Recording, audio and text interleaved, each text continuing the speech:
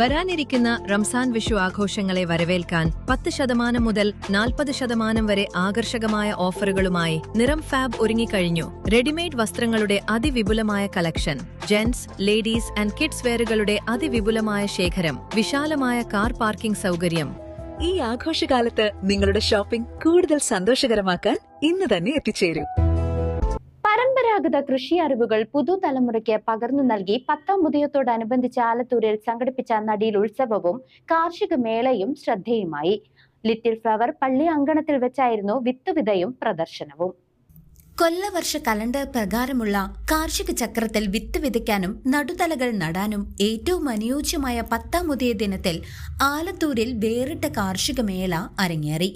Alathur little flower പള്ളി അങ്കണത്തിൽ കത്തോലിക്ക കോൺഗ്രസ് ആലത്തൂർ യൂണിറ്റും OISCA ഇന്റർനാഷണലും സംയുക്തമായാണ് പരിപാടി സംഘടിപ്പിച്ചത്. ആലത്തൂർ ഗ്രാമപഞ്ചായത്ത് വൈസ് പ്രസിഡന്റ് R വിനോദ് മേള ഉദ്ഘാടനം ചെയ്തു. കത്തോലിക്ക കോൺഗ്രസ് പാലക്കാട് രൂപത ഡയറക്ടറും ലിറ്റിൽ ഫ്ലവർ പള്ളി വികാരിയുമായ ഫാദർ ചെറിയാൻ ആഞ്ഞിലിമുട്ടിൽ ചടങ്ങിൽ അധ്യക്ഷത വഹിച്ചു.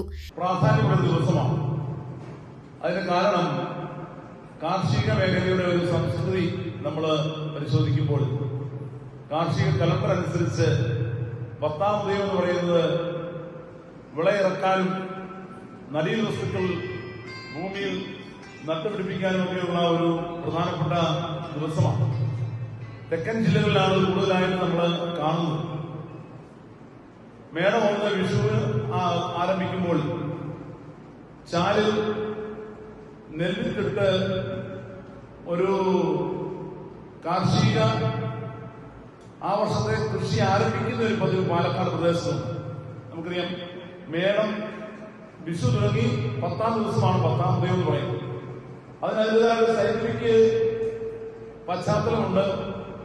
സൂര്യൻ മേടരാശിയിൽ ഏറ്റവും അത്യുഗ്ര പ്രതാപത്തോടു കൂടി ഉദിച്ച് ഉയരുന്ന ഒരു സമയമാണ് ഈ മേടമാസം എന്ന് പറയുന്നത്. പ്രത്യേകിച്ച് മേടം 1 മുതൽ 10 വരെയുള്ള ദിവസങ്ങൾ, അതാണ് മേടരാശി എന്ന് പറയുന്നത്.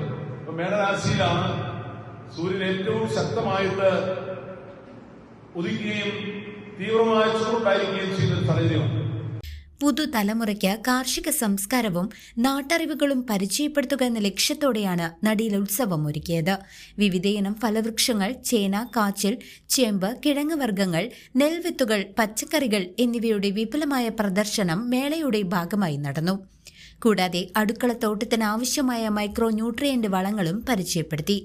OISCA ഇന്റർനാഷണൽ സംസ്ഥാന പ്രസിഡന്റ് ഡോക്ടർ N ശുദ്ധോധനൻ, കൃഷി ഓഫീസർമാരായ MB രശ്മി, K ശ്രുതി, ഗവേഷണ കർഷകൻ ചാർലി മാത്യു പാലക്കുഴി എന്നിവർ കർഷകർക്കായി കൃഷി അറിവുകൾ പങ്കുവച്ചു.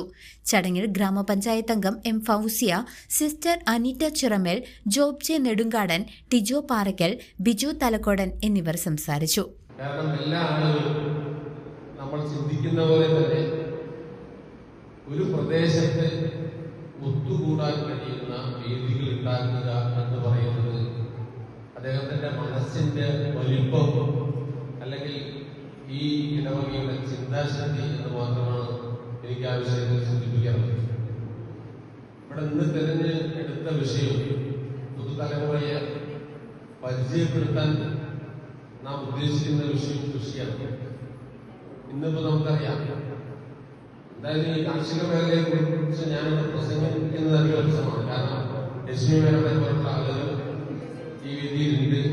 അതിനേക്കാളുപരി മേളയിൽ പങ്കെടുത്ത എല്ലാവരും വിത്തുകൾ നട്ടാണ് മടങ്ങിയത്. News desk CCV.